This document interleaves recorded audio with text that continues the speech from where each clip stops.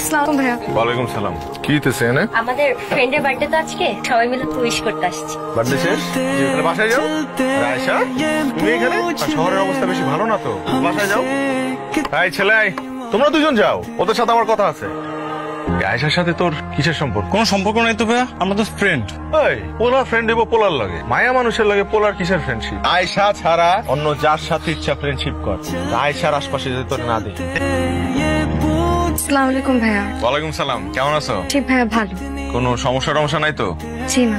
সমস্যা নাই মানে অবশ্যই সমস্যা আছে। সমস্যা তো আপনি আমাদের বন্ধু রাসেলকে ওর সাথে কথা বলতে নিষেধ করছেন কেন? আসলে আজকে আমাদের ফিজিক্স নোট দেওয়ার কথা, নোটটা পর্যন্ত দেয় নাই। পরশু ক্লাস পরীক্ষা, এই কাজটা মোটেও ঠিক করেন নাই ভাইয়া। ভাইয়া আমরা এখন আর ছোট নাই, আমরা এখন সব বুঝি। আচ্ছা তুই আকিব ভাইয়ের সাথে এভাবে কথা বললি কেন? যেটা সত্যি সেটাই তো বললাম। আকিব ভাই তো ছোটবেলা থেকেই আমার ব্যাপারে সিরিয়াস। সব বুঝি। আমার কি মনে হয় জানিস, আকিব ভাই তোকে ভালোবাসে। তোর মুখে না কিছু আটকা।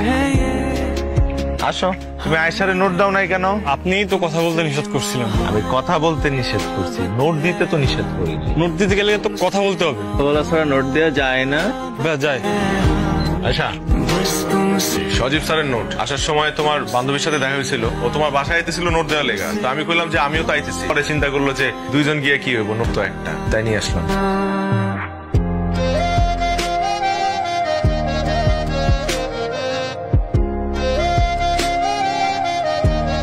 কি রে, তোর কতবার ফোন দিতেছি, ফোন ধরস না কেন? আজকে না সাপ্লাই আমাদের কথা মাথায় নাই নাকি? দেখ আজকে মনে হয় না আমি যাইতে পারুম, তোরা একটু সামনে দিস। যাইতে পারবি না কেন? বড় কিছু না, আয়সারে আজকে পাত্রপক্ষ দেখতে হবে। আশ্চর্য, আয়সার কি বিয়ের বয়স হয়েছে নাকি? ছোট মানুষ, পড়াশোনা শেষ হয় নাই, এখনই বিয়ের কথা চিন্তা করতেছিস কেন? আরে রাখ না, দেখতে আইতেছে, বিয়া তো দিতেছি না এখন। কোনো ঝামেলা আমার ফোন দিস, গেলাম।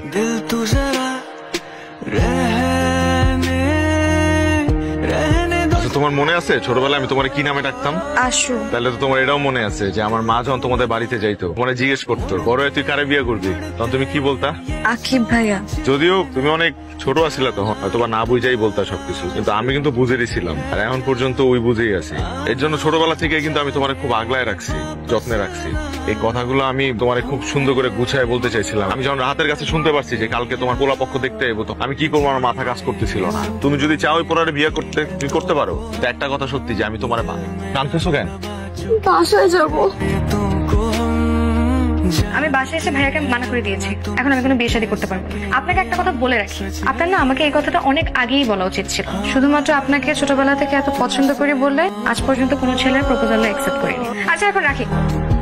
तुमसे मोहब्बत है, बस तुमसे हाँ, तुमसे ही हाँ, तुमसे मोहब्बत है। কি হচ্ছে তোমার? তুমি আমার সাথে এরকম করতেছো কেন? আরে ভাই, আমি তো ভালোবাসি তোমারে। আপনি যদি সত্যিই আমাকে ভালোবাসেন তাহলে কালকের মধ্যে আমার ভাইয়ের সাথে কথা বলে আমার বাসায় বিয়ের প্রস্তাব পাঠাবেন। আমি তোমার বাসায় আজকেই বিয়ের প্রস্তাব পাঠাবো। তুমি এ সময় এখানে কিসে তোরে একটা আবদার করলে রাখবি? এই চিনলি তুই আমারে? আমি তোর বন্ধু, তুই একটা আবদার করবি আমার কাছে, আমি সেটা রাখুন না।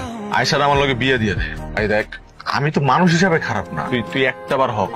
আর সব থেকে বড় কথা, আয়সা আর আমি একজন আরেকজনের ভালোবাসি, আমি ওরে ভালো রাখি, আমি ওরে কোনো কষ্ট দিব না। তুই একটা বার হক ভাই। তুই আমার একটু সময় দে। আমার সাথে আকিবের কথা হয়েছে, তোর নাকি একজন আরেকজনের পছন্দ করিস। এখন আকিব তো তোরে বিয়ের প্রস্তাব দিছে, তোর কি মত? তোমরা যেটা ভালো মনে করো সেটাই। আকিব রে সবকিছু বন্দোবস্ত কইরা বাসায় বিয়ের প্রস্তাব পাঠাতে বল।